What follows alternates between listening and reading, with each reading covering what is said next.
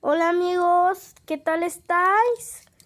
Hoy le estoy enseñando mi fogatita.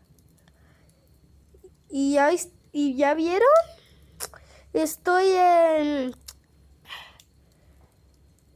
aquí en la casa de Gisela, de la mamá de Jerónimo.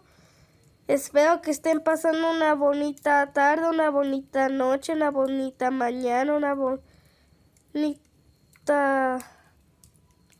de lo que sea, etcétera. Pero ya vieron qué bonita la fogatita. Ay, a mí me encanta. Está súper calientísima. Bueno, les mando saludos a todos los que están viendo mis videos. No olvides suscribirte, te invito. Bye. Si eres nuevo, pues ve el primero video, el que quieras. Bye. Los amo, les mando un besito. ¡Mua!